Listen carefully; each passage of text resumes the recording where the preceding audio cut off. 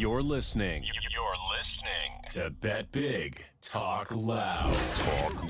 With your host, Chris Hodge and JR. Welcome to the Bet Big, Talk Loud podcast for Friday, November 21st. This podcast is sponsored by TakingVegas.com and GirlsThatGamble.live. Really excited. Got my main man, JR, with me.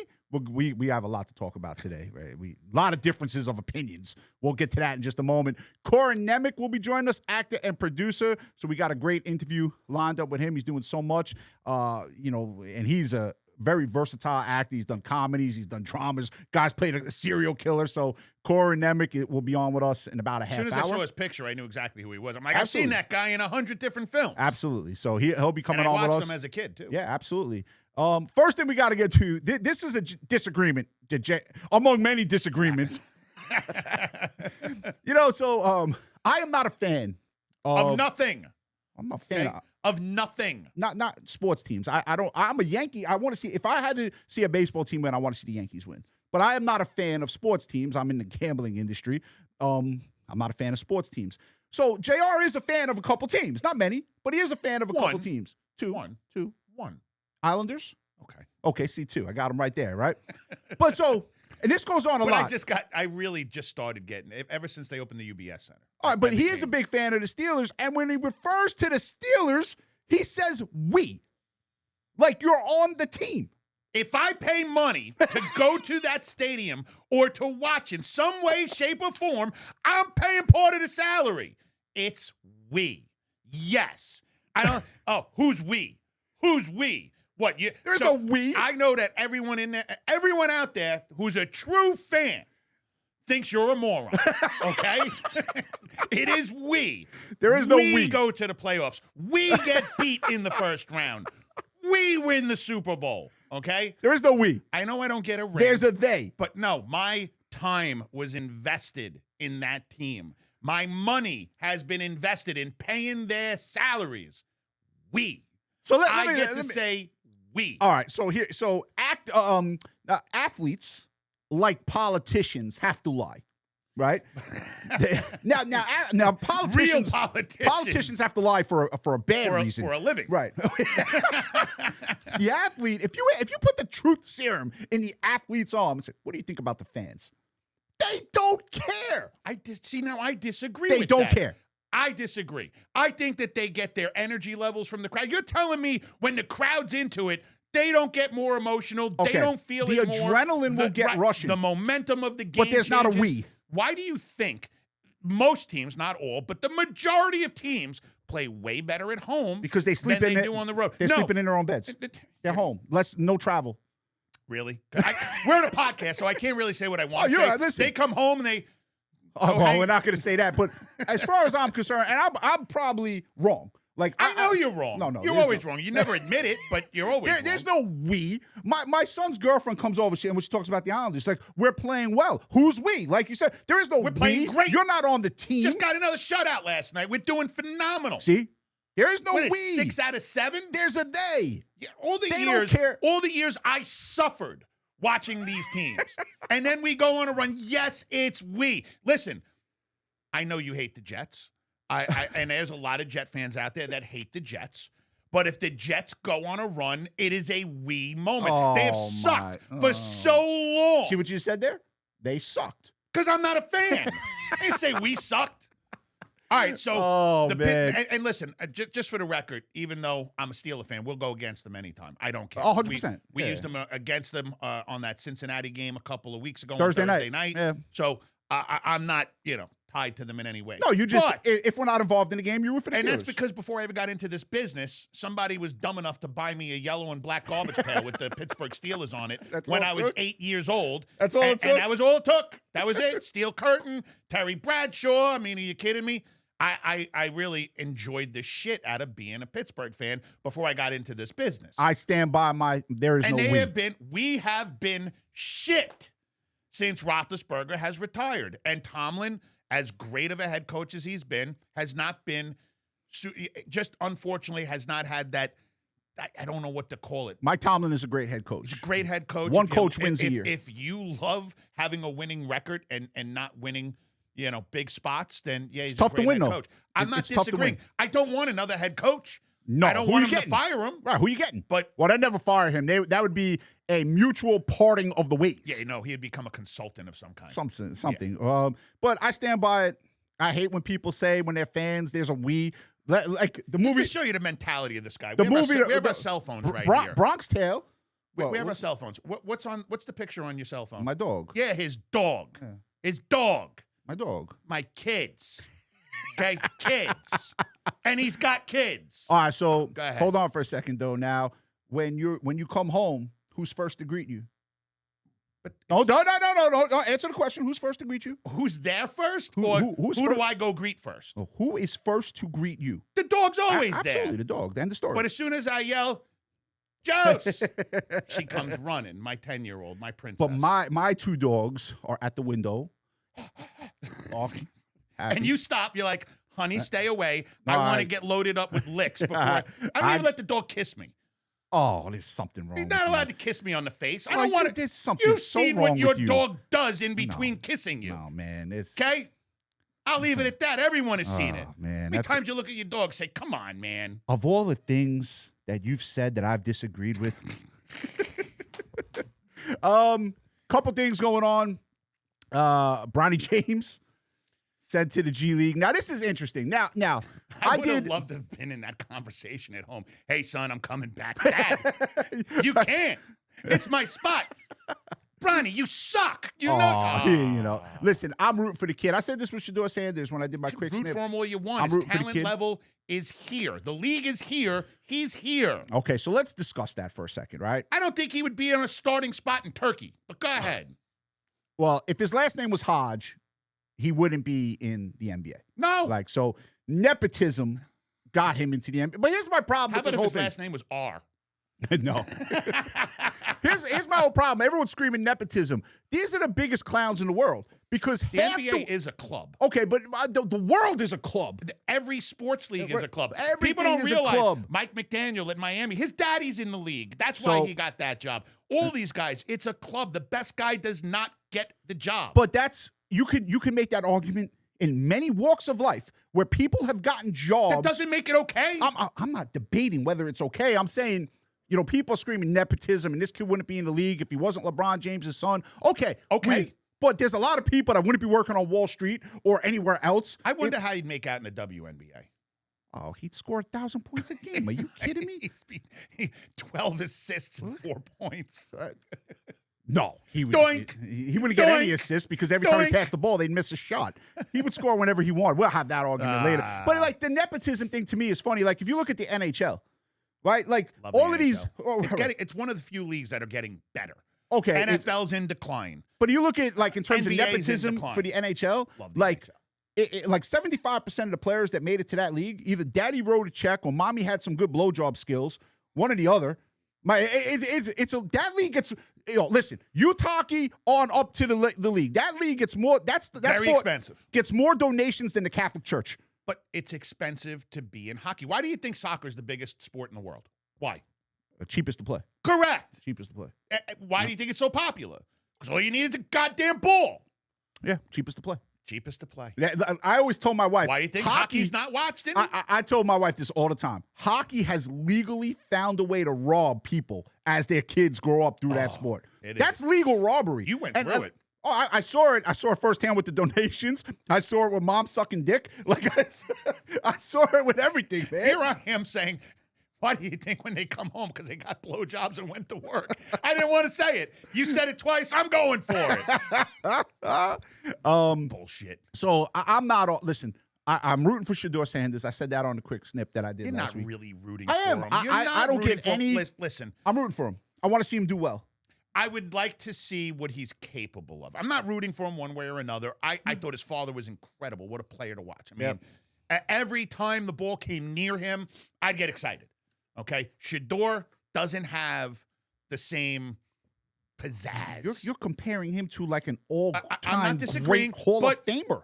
Listen, he fell in the draft for a reason. Why? Because he's stupid, okay? He didn't read the book. He didn't know what the playbook was. He was completely arrogant to the coaches. I mean, So he didn't do well in the interview is what you're telling me. didn't do well. He dropped from the 1st to 5th round. Okay, 7th, so whatever the hell it was. All right, so let's the kid from Buffalo, the receiver that just got suspended. He did very well in his interview. He did. And look what happened. So these interviews are all bullshit. Can the kid play or can the kid not play? Listen, I watch a lot of the interviews, like John Gruden takes these quarterbacks. Sure. And who did he say was going to be 2 good quarterbacks coming out? Absolutely. Jackson Dart. Yep. And one we've yet to be seen. Yep. Happens to play for the Steelers. Yep. Will Howard. Yeah. We'll see. We'll see. And he's pretty good.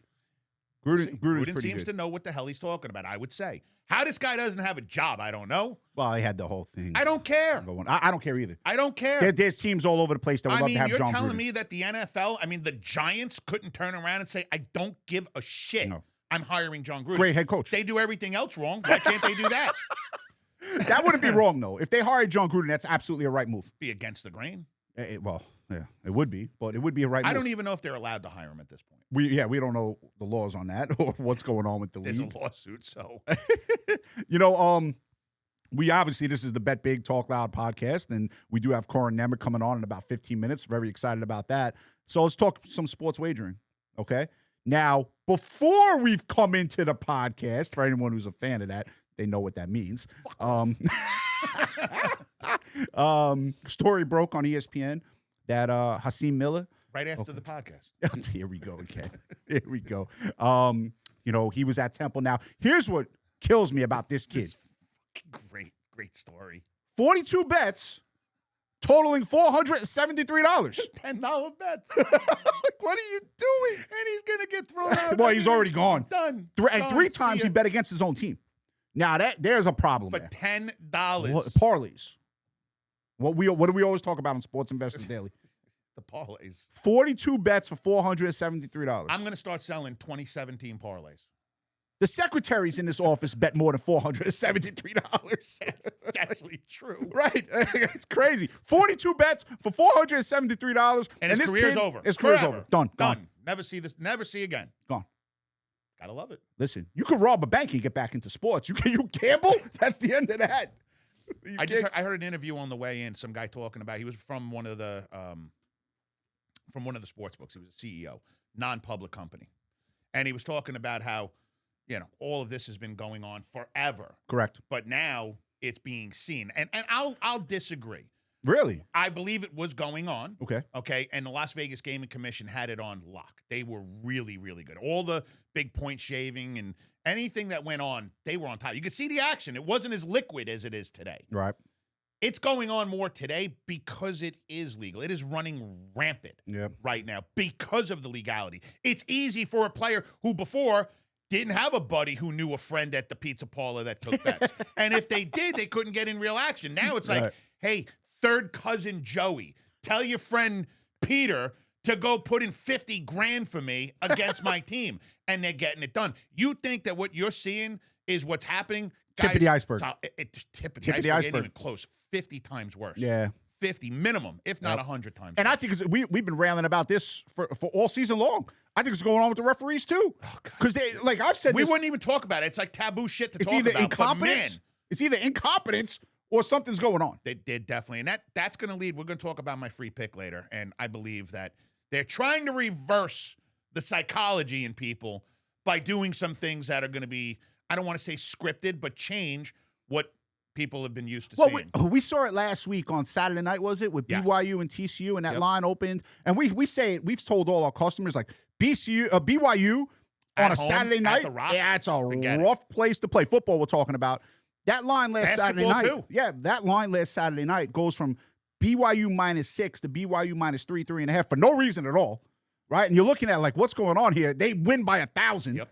It's like, it's crazy like that. And then you had a game we were unfortunately on. We talk about it when we win and lose. New Mexico, we drive that line all the way up from 13.5 to 16. And then all types of BS in the game happens. Couldn't imagine. I mean, I'm watching. I'm like, I'm tired of it. Crazy. College football this year has been insane. Listen, all the years, guys, we have won for so many decades on end. This is the toughest year in college football that we've ever seen. In terms of not games we're just on, just in games overall. Even games, the games we're losing, we should not be losing. Yep. And there's more than 20 of them that have gone complete opposite on us. Games we were winning under 2 minutes that left. We were winning, yes. Yeah. Winning big. Yeah. Winning big. Crazy. and lose. Yeah, there's a I couple mean, of 2-score games. That's like last night. I was worried about we had 3-0 last night for my client. Nebraska. They tried. And Wake Forest. Well, Wake Forest was getting 9.5, 10. I know, We take but that line still, down. just missing every free throw. It's like, do they want to lose? I mean, They want to lose. And then you and I have been talking about this for not just during this podcast. We've been talking about this for 15 years. yes, Sports wagering as an investment. as a business. Now, you and I have done numerous radio shows. Him and I have done radio shows all throughout the country, and we have been laughed at. We said when we've talked about Gotten sports knocked. wagering. I've gotten told I'm going to be thrown off radio if we Yeah. talk. Don't use the word investment Yeah. when you're talking about wagering. Yes. Why? I'm not telling you to go, rip out your 401k and put it on a game tonight. This is the stuff that's happened to us. I'm telling people, utilize it. Listen, if you got $500,000 in the market and you could legitimately take 25K out, have no effect on your life, instead of trading options or commodities, have a real shot. Have a structured sports betting strategy that, if executed properly, will pay off. You got to have the right mindset, because I got to tell you, got a lot of people I've done business with where, I could win 12 games in a row. You lose 3 games and you get cursed out. Well, we And talk it's about like, this. really? That's not everybody. It's a small bit of people. We talk about this on Sports Investors Daily. Correct. Like, if you put 100,000 into the stock market and lost 20%, you have 80,000. You're still positive. You look at it as okay, it'll come back and this, that, and the other, which is fine. What? You put 100,000 into a sports book account, and you lose 20%, you're down to 80. You think the world's ending? Oh, it's over. It's over. Me and you- never going to make it back. And this is why, that's why I started doing deals with people when I take them on as a client, where I'm not getting married. I'm not letting somebody invest a large sum of money with me anymore, just because I want to see what I'm dealing with. Sure. I don't want to be married to a guy I can't stand. And I still got to give him my games, because I got to make him a certain amount of money, but I can't stand the guy. You just spoke for like every, at least half of the married Listen, men I out will there. say, honestly, that the majority of the guys I deal with They're great guys. Great, man. Yeah. I get some of the nicest messages. And even when I lose, I've got guys that'll say, no worries, big boy, let's get him tomorrow. We're going to sweep. Yep. Really good Mostly, clients. they're mostly Mostly positive, good mostly guys. But you positive. get that one guy who's an alcoholic and has to contact you 2 o'clock in the morning, and I wake up, first thing, I'm like, he's an asshole. Here we go again. God damn it. Meanwhile, though, and this is God's honest truth, this is what happens. When you lose, that's our life. You go 3-0, crickets. They don't say a word. 3-0, I woke up, I'm not joking you, 11 messages out of 100+ people I deal with. Okay. Of all pats 10%. on the back, Yeah, like, there you go go. get him, Tiger. Yeah. Go get him, Tiger. Yeah. Oh, I like And one that. of them was go get him, Tiger. I sent him back a one of those. Now, I don't know the word. Is it a GIF, a GIF? I don't fucking know. I send him Tony the Tiger. Oh, Tony the Tiger, first I of had flakes. to. They're great. Man, that's right. Love it, man. Let's get to the free picks. Now, you're still ahead of me, and you're doing a great job. You're 7-4 overall. I've given out a couple more games because I had money lines, which you Because he was down so much. I'm not even going to get into this. All Take right? credit for 2-0 because of an outright dog winner. Did I Stupid. say to do it? Stupid. Did I say to do it? I don't care. Oh, my It's God. one game. Okay. I'm You 8-5. bullshit. He's 7-4. So Yeah, we're right he's- where we need to be. He's really 6-5. But go ahead. Go ahead. So we're not going to count a plus 190 winner that I said bet on the money line. We're not going to count that? It should be one win. You don't see me. All right, fine.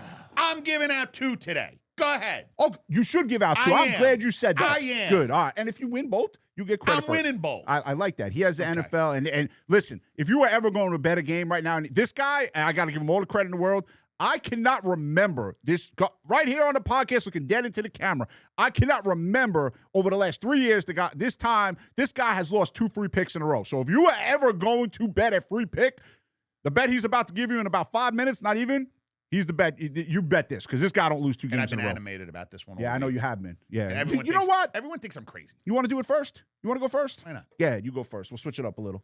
Yeah, we got an NFL free pick. JR, take First it away. off, last week, I loved Denver because you did. went around. You were about to say, "Hey, Kansas City tonight." I Yep. said, "No, Denver." Yep. I'm telling you. So Kansas City at home this week, and you guys know how much money we've made on the Indianapolis Colts this year. Yes. I've been all Yes, over them. you have been. We've tagged them from beginning to end. Daniel Jones has come into his own right.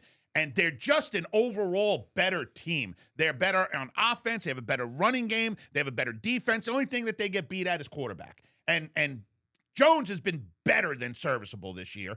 They're coming off of a bye. They're coming off of a loss to the Steelers. Kansas City's coming off of a loss to Denver now, and they're just not the team that everyone thinks they are. Listen, when you have to give the ball more than half the time to your one and only star player, that is a recipe for disaster. That's why they were under 500 when Rashee Rice was not playing, and now they're trying to do too much with him. And Patrick Mahomes, and you're going to say, well, every quarterback gets under pressure. Pat Mahomes, as great as he is not great, just like any quarterback is not great under pressure. But certain guys like Baker Mayfield, Tom Brady in the past, even Peyton Manning, when pressure's coming, they've got a game plan. They know how to get rid of it. They're not trying to sidearm it. They're not trying to do things that they don't generally do. This Indianapolis Colts team is for real. Okay. I'm telling you guys, they're going to the AFC Championship game this year. Really? They very well might be the representative in the AFC. They're that good. If they're the representative of the AFC, the Giants should just cease to exist. But they already should. So your free pick is the Colts plus the points? Colts plus the 3.5, and I'll do what you do. 25% on your money. I didn't do 25%. line, I did 50-50. I did 50-50. Okay. Half and half. Now, the right thing to do here would be 75% on the game side plus the 3.5, 25% on the money line. You know what the right thing to do? Win the godforsaken game. I'm going to win the game. I believe you are. Oh, I am. And so if you know you're going to win the game, I'm going to put them on the spot. You know you're going to win the game. Why the fuck wouldn't you tell people to bet 50-50? Because there's 3.5. Oh, it's 3.5. Have a set. I've got a set. I've been doing this 31 years. Yeah, man. I give out that. That's why you do the right thing and you tell people good strategy, not because I think it's going to win.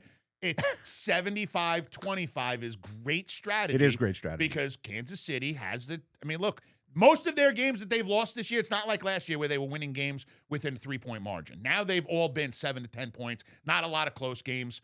So you think Kansas City's going to 5-6? I do. Okay. I don't even think. Listen, if they make the playoffs, last week they were favored to win the Super Bowl. Correct. I didn't even look this week where they're at, but they were the favorite. They're not the favorite no more. We talked about it. Like, that's crazy. What moron made this algorithm? Seriously. I'd love to see the program and slap him in his face. Be like, where'd you go to school? I mean, probably went to University of Phoenix online. So we have a free pick from JR. That's Colts a dig. plus the 3.5, and then also 25% of that on the money line. My free pick last week was done by halftime over Coastal Carolina. That was in by halftime. Not having a total this week. Don't have an underdog this week. We kind of switched it up. I'm in college football with Arizona State -7 over Colorado. Look, Colorado. What's his name back? Arizona State. No, he's not. Right? No. They've had it, but you know what? Their defense was pretty good last week. He has been playing well. Their defense has been playing well. They have an outside shot to still play in the Big 12 championship game. He was Levitt, yeah, quarterback who very well might be a highly drafted quarterback if in all likelihood. If he didn't get hurt, like that kid would have been phenomenal. But if you look at Colorado, they have 3 wins this year. Okay, one of them came against Wyoming, one of them came against Delaware. They're kind of rebuilding. I mean, okay, bro. They lost their superstars to the they draft. got in the last home game. They got the brakes beat off of them by Utah. Like they just got destroyed in that game. Oh no, not Utah, Arizona. Right. It was Arizona who destroyed them in the last game. So Arizona State -7. I think they get the job done by 3 touchdowns. So that's my free pick. Usually I go with an underdog. Last week I did go with a total. You switched it up. So free picks. If I hit 4 totals in a row. I had to stick with them. Mostly unders too. Yeah, almost all unders. Everyone loves overs. How about last week? Only 3 games went over in the NFL. So every game went under. If you combine the 2 records of JR and myself, to lose that under, by the way. Yeah, listen, it was one of 3. We can't win them all. I mean, he's 7-4. I'm 8-5. So just quick math. That's 15-9 for the free picks right here on the show. You can listen to Sports Investors Daily tomorrow and on Sunday. We're on all throughout the country. I know we were talking about it before. Yeah. Shedeur Sanders. Yeah. Does the team like him? How would I know? I'm not in the locker room. That's why there's no we. Okay, so when you watch the game, go look at the film. Okay. Dylan Gabriel sits in the pocket, has time to throw the ball. Okay. So you mean throwing some good dimes. As soon as Shedeur Sanders got out there, he was running for his life. I'll tell you why I don't buy that. What do you mean you don't buy it? Just go watch it. They're professionals. They're professionals. No, I don't buy it. I don't buy it. He was running for his life. They're professionals, no time to throw the ball. He was 4 of 16. Hell, I don't like you. I show up and professionally do a podcast. You just told me he's a possible legit quarterback. You want to see him do well? I love this guy, by the way. That's just a joke. I didn't even hear you said because I was still in my own fucking thought. But He was 4-16 throwing the football. Yeah, I mean, lots of quarterbacks struggling at first. He was running for his He life. played Baltimore. Bro, first half of the game, Dylan Gabriel's sitting in the pocket, protection all around him, has 4 seconds, 5 seconds to get rid of the ball, nailing dimes. Okay, so Shador comes in, all right, so okay, he gonna do whatever he's gonna do. Now let's talk about this logically. Starting to sweat. All right, new guy comes in who hasn't seen NFL game action. You dial up the blitzes. So there were blitzes that Shador Sanders saw that Dylan Gabriel was not seeing. Okay, they couldn't pick up the protection. They were really. He was running for his life, but there was a lot of exotic blitzes. Nah, we're not in the locker room, so we wouldn't be able to know that. Listen, he seems like a good kid on the stuff I see on. Seems like a great kid. You hear about the stories, he also sounds like a dick. So here's the thing with anything said in the media, I never believe anyway. I think the media is one of the most corrupt organizations in the history of corrupt organizations. So whatever's out there, I don't believe anyway. So, and you know how I am. I can care less about it. Like, these guys just, I take it for what it's worth. I think Shador is a good kid, and I like Deion Sanders. So I already said I love Deion. I thought Shador was a good kid till I heard about a lot of his. Oh, why? Because he flashed his watch. Who gives a shit? Who gives a shit? Anyway, very excited. We got Corin Nemec coming on in just a few moments. JR, he had the free pick on Indianapolis. Plus, he liked 25% of that play on the money line. I gave you Arizona State in college football. Close it out, my big man. Listen, are we going to do another podcast before Thanksgiving? We're not. Yo, no, we are. Tuesday. Oh, we are? Tuesday. We got Jessica Hall coming on Tuesday. See, I don't even know my own damn schedule. So I'll say happy Thanksgiving on Tuesday. In the meantime, be safe, have fun, and let's go out there and make some money. Keep it right here for actor and producer Corin Nemec. All right, back here on the Bet Big Talk Loud podcast. My pleasure to have Corin Nemec with me. He's doing so much acting, producing, winning a bunch of awards. His dog is winning an award, that's a lot of fun. When the dog wins an award, that's a good thing right there. Yes, it absolutely is. He won Best Dog in Tampa Bay 2025. That's phenomenal. Pembroke Welsh Corgi. And his name is Theodore Corgivelt. I love it, man. I am a dog person. I love hearing stuff like that. But thank you so much for hopping on here, the Bet Big Talk Loud podcast. This segment is sponsored by girlsthatgamble.live. You know, Corin, I remember you from years and years ago when I was a kid in Parker Lewis Can't Lose. And obviously that's a comedy. And you've played Richard Speck. You've played Ted Bundy. You've done killers. Like, people always want to know, right? Like, what goes on in an athlete's mind leading up to a big game? Well, like, what goes on in an actor's mind leading up to all of these different roles that you're playing, from comedy to a serial killer? Well, I'd say it's probably similar in preparation. You know what I mean? You want to be prepared for the game. For a sports athlete, they got to be physically fit for it, which I mean we do too in acting, of course, but and you want to have your mind in the game. You want to be well prepared, and that's the main thing is what goes into the preparation comes out on the screen. And for Ted Bundy, for instance, not a fun part to play, I'll tell you that. I actually I bet. playing Richard Speck as psychotic as that guy was, I actually enjoyed bringing the character to life, mainly because he was crazy. I mean, he was legitimately out to lunch, that dude.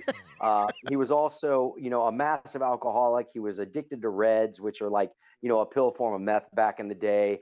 They were mother's Mother's Little Helper. Okay. But and so it made sense, like, why this guy was such a lunatic, whereas playing Ted Bundy, the more that I researched and the more I realized that, his attempt to portray himself as crazy was really just to try and have the charges softened up on him a little bit, but in reality, the more that I looked into him, the more I realized that this guy was cold, calculating, and really, really enjoyed what he did for a living, and that really bothered me after, like, probably day 3 of working on the film, after day 3, it was like nauseating playing that role. And I'd never had that experience as an actor before, even if I was playing a bad guy or whatever, of really not enjoying the character I was playing. And I really had to just like hype myself up and get into the game and just, make it happen. Because otherwise my performance would have been affected by my dislike of the character I was playing. But that particular movie it has withstood the test of time. I know a lot of people are interested in serial killers and whatnot, but Mike Pfeiffer, the guy who directed it and put that film together, I was one of the producers on it as well with him. And he just, for such a small budget film, under $500,000, and with a tight shooting schedule, we really were able to bring to life the full scope of Ted Bundy's character arc, so to speak. Even down to how he kind of like put up a big front all the way up to the point where he was on his way to the electric chair. And I think that somewhere in his messed up mind, I don't think he really thought that he was really going to be killed for what he did. I that's the only thing I can make sense out of, because he played it up all the way up to the point where until they were walking him down the hall to the electric chair, and as soon as he got into that hall, his whole facade crumbled and he just became a sniveling coward, which is what he really was, and he was crying and begging. Apparently he pissed himself and all the things, Good. And Good. yeah, exactly. Yeah, 100%. absolutely. When you get a script like that, right? For a Richard Speck or a Ted Bundy, any hesitation like, I don't know if I want to do this, or, I'm excited to like try to, bring this character to life and let the public see what he really was? Yeah, man. In all honesty, a difficult character is always going to be more challenging, which can be more exciting as an actor. And in fact, I just did this one more recently that came out called Place of Bones with Heather Graham and Tom Hopper. And it was just an incredible script. It was a lot like, kind of like Hateful Eight in a lot of ways. There was a very character-driven piece. And the character was just so profoundly well written and exciting to portray as this brutal bank robber who is now trapped in this house with a woman and her daughter, and his humanity is still there. You know what I mean? He's stolen money from a gang of thieves, and now they want their money back, but he's been shot in the leg and he can't move from this bed that he's trapped in, and they're coming for the money, and they're trapped inside this cabin. So it's a thriller in that respect, and there's an incredible twist ending. If anybody wants to watch it, it's called Place of Bones. But again, when I got that script, similar to when I got the Ted Bundy one, they were very well written pieces, right? And the Richard Speck one was very well written as well. And when I see that character arc, when I see the dialogue that's in there, and also when I'm freed up from the rehearsal process of learning the dialogue, and I can start improvising when it makes sense, bringing in some dialogue and some beats and moments that aren't in the script themselves. That to me is when I know that I'm in the character. When these original moments are occurring, or this dialogue comes out, or a way that I'm saying the dialogue in a different way that makes more sense to the character, that for me really, really feels like that's when I feel like I know I'm in the zone. You know what I mean? Yeah, like just like you're shooting a basketball or playing football. Totally. Absolutely. Yeah, now, you're in the zone. What do you get more excited? Because when you were younger, you do, like I said, you do Parker Lewis Can't Lose, which is a comedy, and then you've gone into doing what we just talked about. What are you more? Would you like a Ben Stiller or Adam Sandler? You only know them for comedy.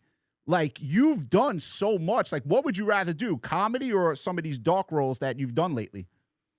In all honesty, to me, I don't have a particular preference. Comedy is a lot of fun, especially, when you're working with the right people. David Faustino and I have done a lot of comedy together. He's Bud Bundy from Married with Children. Sure. And we had a production company together back in the day, back in the 2000s. And we did a number of films. And we did our own TV series that we created with Sam Cass, who was a writer producer from Seinfeld and Curb Your Enthusiasm and shows like that, and another partner of ours, Todd Bringawat. But we did this series for Sony Television called Starving, which was not a mock reality show, because it wasn't filmed like a reality show, but it was kind of taking the piss out of reality shows about actors like the two Corys and things like that, and it was a series about David and I trying to reinvent ourselves, but it was such an offensive show That's good. that we pretty much offended everybody. We did like one that, man. particular I'm all for episode, that, man. I think people are too serious nowadays, man. Let's laugh a little. Let's have some fun. Yeah. They ended up taking it off. It was on Sony Television's Crackle.com when it first aired, and it was doing tremendous numbers. And for a couple of different reasons, they removed it from the platform, and it's never appeared since. But it was one of the most outrageous, hilarious, slapstick looks at two actors trying to reinvent themselves in Hollywood, and trying to get their comeback by any means necessary, and in the meantime survive. And it was just an unbelievably hilarious show. You and I spoke about it yesterday on the phone. Like, I loved Married with Children. I thought David Faustino and Ed O'Neill and they all did a phenomenal job with that show. But that is a show that probably could not air today. And then more recently, and I know this is maybe like 10 or 15 years ago, like The Office. Like The Office wasn't that long ago. And those are shows that, for whatever the reason, man, were hilariously funny, but could not get away with airing today. That's to me, that's almost sad. I think it depends on the platform today. I think that there's certain platforms out there that would go for it. I mean, when you see how well The Office does in reruns, right? All these platforms are scrambling to get a show like that with that many seasons and all of that. And even the original Ricky Gervais version of it, the British version of it, is phenomenal as well. But yeah, so I enjoy doing comedy. In fact, I'm working on a new comedy right now that David Faustino is attached to. That I can't really talk about too much about it. We've just raised the financing. At least I've just been notified from our executive producers that they've raised the money for it, and we're supposed to start shooting in February of next year. But it's like a found footage mockumentary. That's awesome. Horror comedy taking place in a small swamp town in Florida. And I've had my partner Matt Florio down here, who's a one-time stand-up comic and writes a lot of skits and comedy films, and we teamed up, and we've been kind of a writing producing partnership down here in the Tampa Bay area. And although we've had a couple of other films come very close to finalizing the funding for them, this is our first one together that as of today is apparently fully funded. So nice. We'll be up and running next year, and we'll have to circle back around when we finish it up, and I can tell you more about it. But that'd be awesome, man. I don't know what goes into like the business I'm in. Sports wagering. I know you don't gamble. You had one gambling story that was hilarious when you were playing blackjack. That's a great one.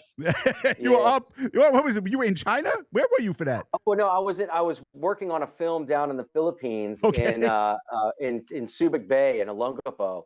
And part of Subic Bay, they turned into this big Freeport zone, and I had been there for well over 2 months, and I didn't even know that there were casinos walking distance from where my hotel was, because I don't gamble, so I didn't have, my antenna wasn't up for it. But I was there with Ray Dong Chong and Alexis Arquette and some other actors, and Ray Dong Chong said, he said, "Oh hey, are you gonna come with us tonight?" I'm like, "Where?" And like, "Oh, we're gonna go to the casinos." I'm like, "Casinos here?" I'm like, "Oh yeah, let's go." So and it's funny because I totally forgot to bring any cash with me or anything. So I walk in there and I'm just hanging out, and I'm like, "Oh damn, I don't have any cash on me." So Ray Dong Chong gave me $60 US, which is like back in the 90s, it was like 600 pesos or something like that, So I'm like, okay. So I sit down. I've never played blackjack before. They kind of give me the rundown of how to play. And I go from 600 pesos to 22,000 pesos, which is like over $6,000. You know what I mean? And I from 600, and I was just like, Loving oh my life. God, Yeah, this is I'm a great. master at this. And they switched dealers on Oh, me. the old And switcheroo. I didn't know that was something that you had to look out for. I was like, no one can beat me. Switch dealers. And I started losing immediately. And so I was like doubling down. I was tripling down. I was quadrupling Yeah, down. that's I'm the like, end I'm of all that. in. And and I walked out owing Radon Chong $60.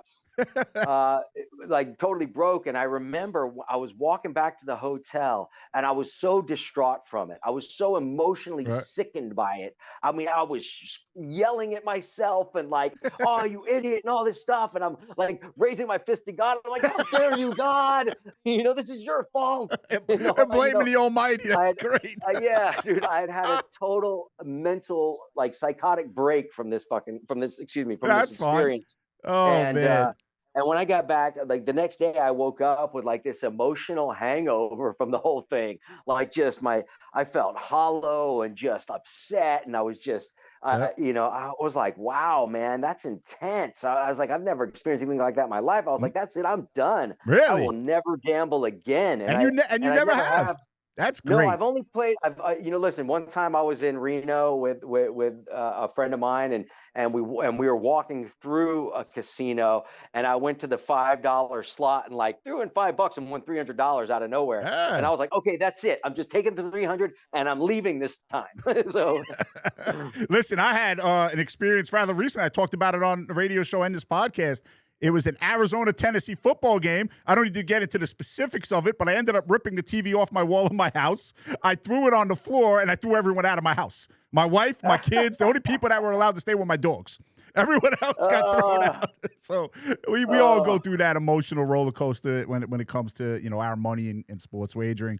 I know you have a bunch of new projects coming out. I know you just spoke about one that you gave us as much as you could talk about, but there's a couple other things I know you wanted to talk about. You have a lot of stuff on the table right now that's really interesting. Yeah, I do. I mean, one of the ones very excited about. I hope you have the list because I need to pull up my IMDb again to Kill Trip. remind myself of them. Yeah, Kill Trip. You're about to do Kill Dark Trip, Horse. Yeah, Dark Horse. I'm excited about too. It's another really interesting thriller, a kind of a serial killer thriller type thing. Except I'm the detective trying to solve the crime. It's a very well written dark piece. I'll be working on that up in Denver, Colorado.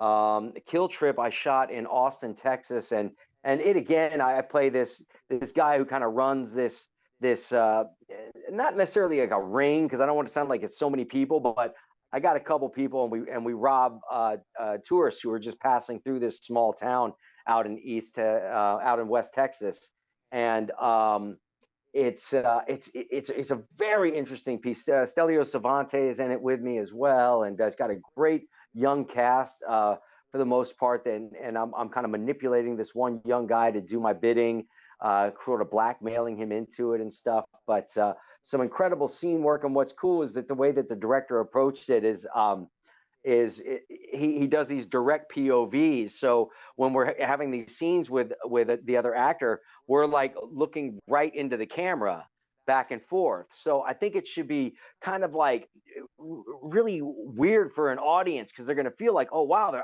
I'm part of this movie. They're talking right to me. I think that it'll have an interesting effect for it being a thriller. I'm very excited about that. And I mean, my gosh, I can't even remember all the ones. I got like 5 different movies that are all coming out over the next year or so. And I've a bunch that have come out more recently as well. I should have printed out that damn IMDb because now I'm on the spot. My brain is shut down on me. Nah, man. Well, listen, you put me on the spot about all the games I used. I can't repeat them all. Been through so much. I said this on a podcast though a couple of weeks ago. One thing about actor Johnny Depp. I saw him on a talk show once, and he said, I just act. When I'm done acting, I don't watch the finished product. Like, I just act, I do my job, and I leave. Do you think, is that more of the norm, or is that an odd way of handling it? No, I think that that's probably more of the norm, at least for the like old school actors. I'm not sure what the new generation is like with this whole need to be relevant on the internet and with the Social the media sort of like all over the place. yeah, Yeah. sort of like this slant of like half influencer, half working actor. I don't know. It's a very peculiar world we live in now, where your presence on the internet is almost as significant as the parts you're doing. Right. And it's very backwards. I don't think it's healthy for the industry, and but because also maybe I'm just saying that because I find it difficult to stay engaged in that kind of a repetitive nature with my social media sites. Right. It's like a second job, and I love what I do for a living. I don't really want that as a second job, like this daily hustle to like, oh, you got to post 6 times a day. You got to engage with this many different posts. You got to do this. You got to do that. It's like, I mean, that just is just too exhausting. So you and I But are like, we're similar in that regard. And my wife always says this to me, and it's funny. It just is the truth. It is what it is. She like, social media gave a bunch of idiots a voice, right? But to be successful, you kind of need those idiots, right? So it's like, I'm sitting there like, wait, what? But it is what it is. yeah, it is what it is. It's a brave new world Yep. we're in here, and it's wild. But I'm just so blessed to still be as active as I am in the film business, both as an actor, a writer, a producer, and sometimes director. But having started in 1986 professionally, and the first movie I did was Francis Ford Coppola's movie Tucker, A Man in His Dream, playing the son of Jeff Bridges, and at 12 years old, being thrown right into that kind of a magical experience, working with that kind of talent on that level was just super dynamic, and to still be actively working in this industry, doing 2 to 3 films minimum per year, for years now. It's just been a huge blessing, and also to be able to be writing films too. One of the more recent ones that I wrote, 2 of them actually. One of them is Dead Man's Hand with Cole Hauser and Stephen Dorff and Jack Kilmer, Val Kilmer's son. Right. It's a Western that my good friend Brian Skiba directed. And then also one called Deadly Justice that came out last year as well. It's like a thriller type of thing that I wrote, produced, and acted in. And then obviously this one that's coming up and whatnot, and other ones with different companies. Oh yeah, one of the other movies is Myra, which Oh, is, good. Yeah. a Right. great director, Robert. Right. Yeah, Robert Fraser. He's a great You director. I did play another. what? You're a corrupt cop in that one? No, I'm an assassin in that one. Okay. But great. same difference. But I also did another film with him called Day Labor, which Right. came out early last year, or maybe the end of the year before. But might have been. I think it might have been sometime last year. But Day Labor is a great thriller as well. That I enjoyed working with him on very much, and I have one of my scripts with him that I wrote that is part of a 3-picture deal he's putting together, and hopefully that'll work out, and we'll be up and running on that soon. Well, let me So ask you a question before I let you go. Like, when I give my customers games in terms of sports wagering, it doesn't matter how much I win. I feel like I'm only as good as my last game. So if I lost my last game, everyone thinks I suck, and it is what it is. Do you feel like that with the movies or the shows that you do? Like, you have a body of work that you just mentioned from the mid 1980s, which is so versatile. But do you feel like you're only as good as the last thing that came out? I mean, not necessarily these days, because there's so many platforms that the projects just get swallowed up Right. by this huge machine that exists out there now. I think that back in the day, that was a little bit more of a factor, in the 90s especially, and going into the early 2000s. But again, I was working consistently, doing some great projects. A lot of high-end TV movies, and then some really good feature films. And I always also kept up with doing guest spots on shows, and independent movies. And I never wanted to say no to a project because Right. I had just done something that was like a $40 million budget or something, and now I'm not going to do something that's a $500,000 budget if it's a great character and it's a well written script. Why wouldn't I? Because my job is to act, and I'm only an actor when I'm acting, so Right. I better keep acting. And then the guest spots as well. Just because I've been a star on a show, why would I not do a small reoccurring character or a one-off guest star role? And I've had a great time doing those. I've gotten to play some really fun characters and have been on a bunch of different shows over the years doing that. And I think that it just, in this day and age, I don't think that it's you're as good as your last project, but I do think that being busy and having current projects on your social media and on your internet movie database list and all of that, it at least allows for people who want to do a quick search to go, oh, this guy's obviously still working, so people must still want to work with him. So Sure. that's a good sign. Maybe I want to work with him too. Right. And Well, listen, like I said numerous times, the versatility that you have had as an actor, throughout your whole career, I don't believe many people have that talent. And I'm not just saying that because you're, sitting in front of me here doing a podcast.